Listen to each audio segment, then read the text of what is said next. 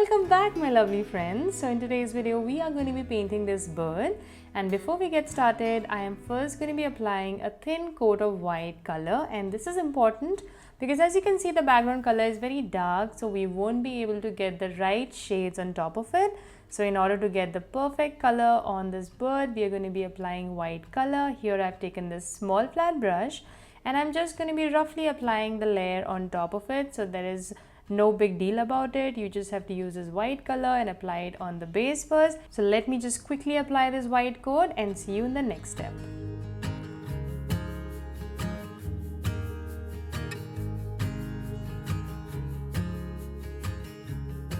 The base layer is completely dried and now begins the fun part.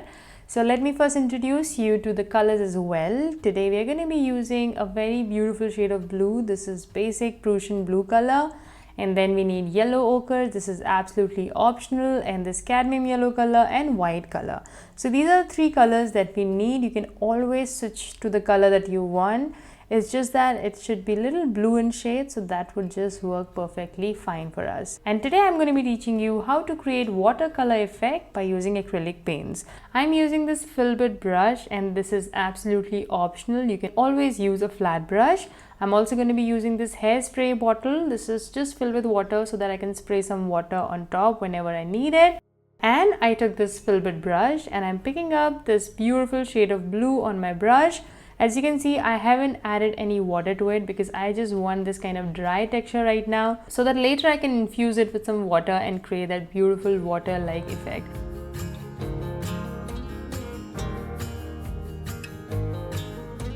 Like here, as you can see, on the next layer I added some water so that it just gets merged and mixed and the outer lines can get merged. So that's very important, and also using the top end of this brush to create this hair-like texture.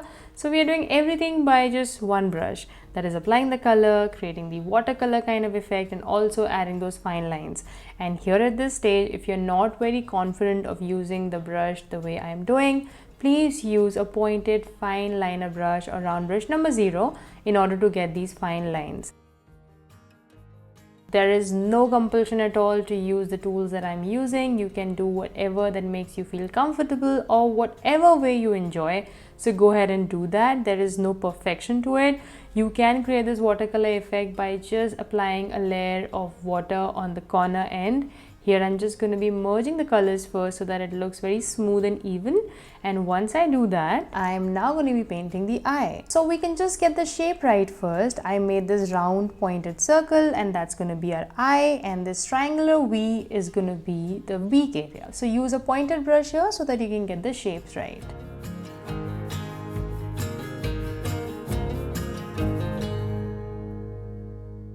I'm using this dry brush to get those ends merged.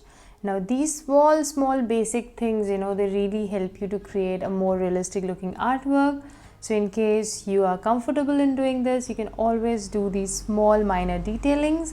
And on the top head, I again picked up the color directly on the brush, and by tapping it like this, I'm trying to create hair-like texture. And now picking up very little color on the brush, you can also remove it by using a tissue paper and just create this kind of fluffy hair-like texture and also fix the feather area.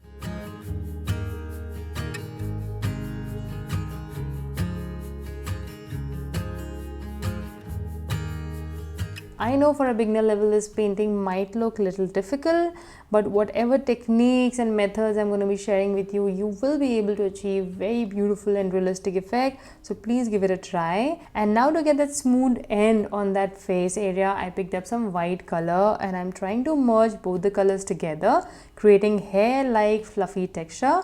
You can always add some white to your color mix and you will be able to move your brush very smoothly like I'm doing here. Basically, we are just trying to create the feather texture there, and for that I'm using the tip of my brush and trying to get those clean ends.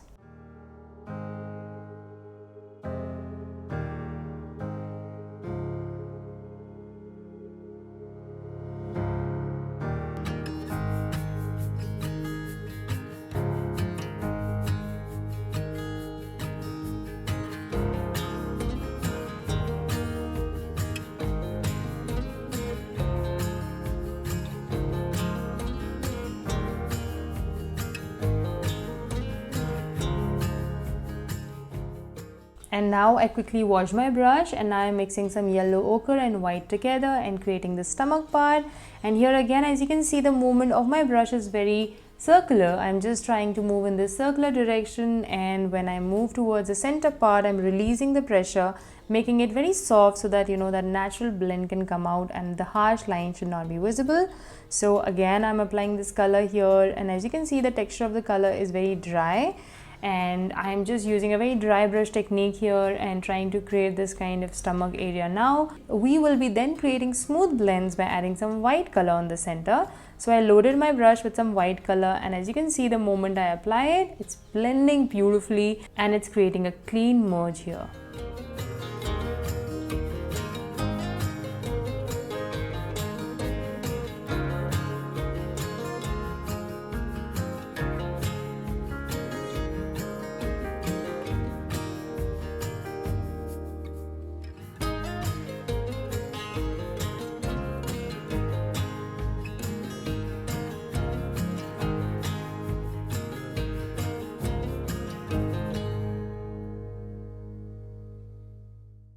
And now let's create some detailings on the feather. For that, I picked up this brush. So basically, I'm using the tip of my brush only and trying to define the feather lines. But if in case you're not very confident, please make art as simple and as easy for you.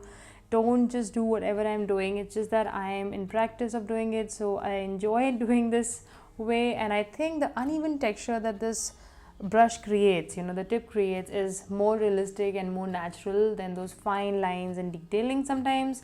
So yeah, you have to experiment and see what works best for you. And here you can always use a pointed brush in case you're not very confident of doing it this way.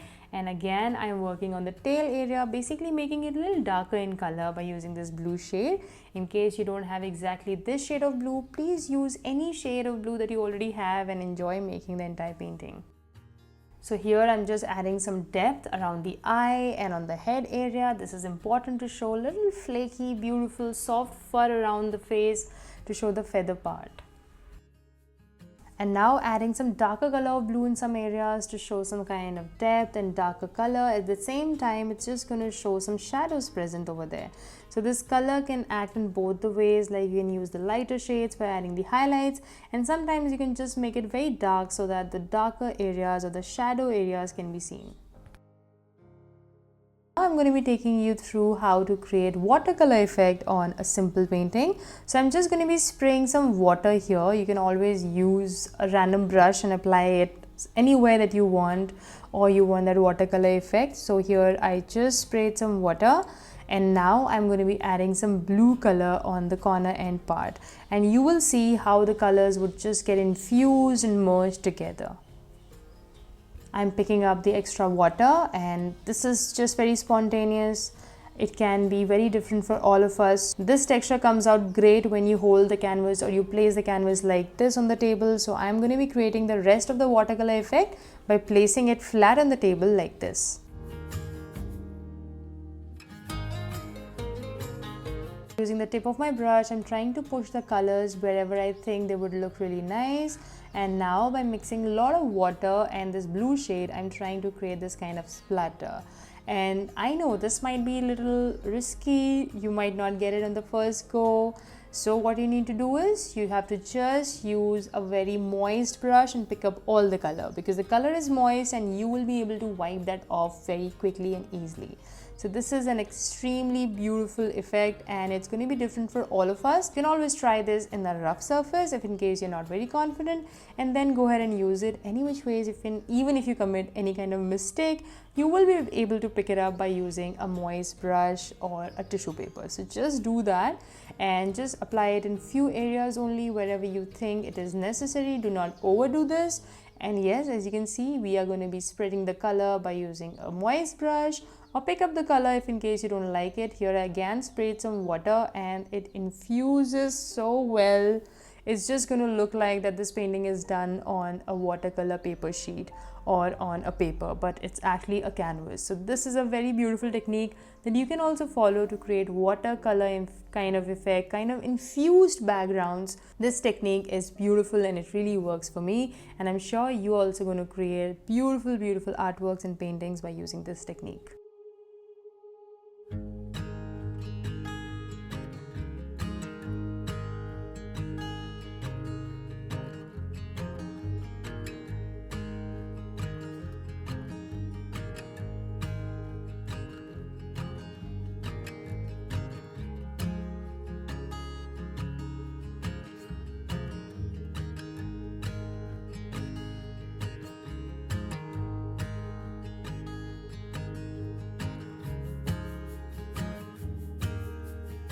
So just have a look at the entire effect, how beautifully the colors have infused and dried together. This already looks like the final look of the painting, but let's also add some fine lines and detailings to finish up the entire look. For that, I'm going to be using these basic colors. Here we have the same blue shade. I'm going to be again picking it up on the tip of this brush and also mixing it with this kind of yellow ochre, creating some darker shade of blue basically. You can always use a pointed fine liner brush to create this kind of fine line.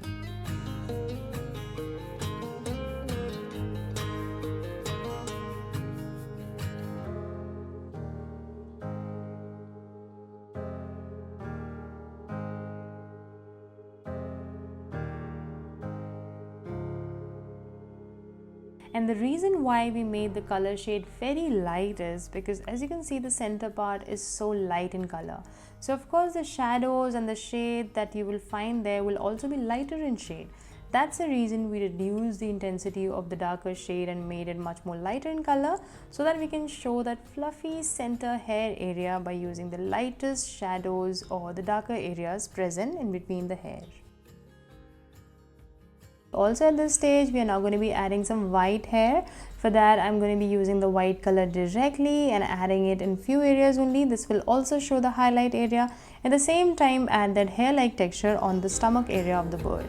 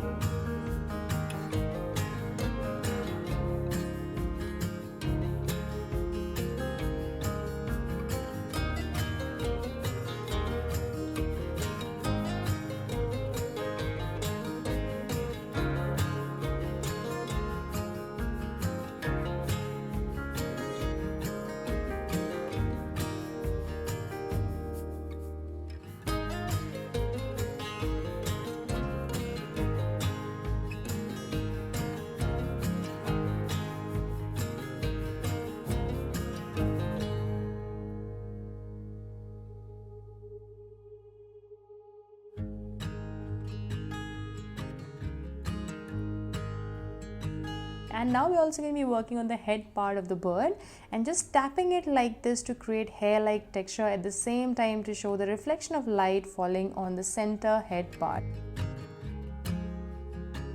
And now we're also going to be working on the beak part. For that, I first created this light falling on the beak.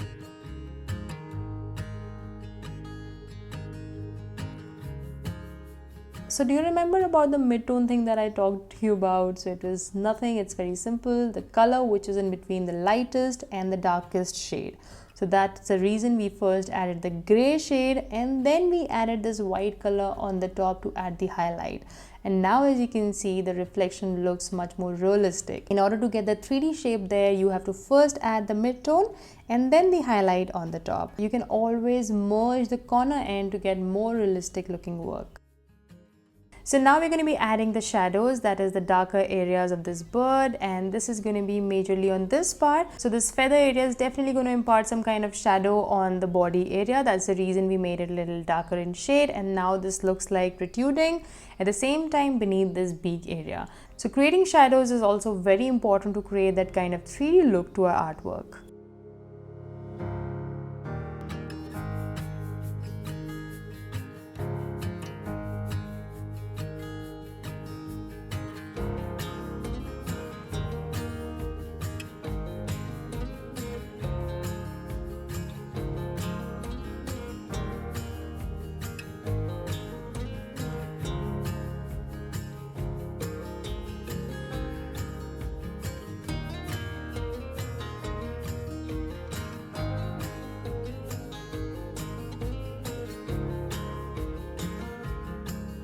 We will be painting the flowers in that branch in the next class. Till then you can get ready with this step, and I'll see you very soon in the next one. Till then, take care and thanks for watching. Bye.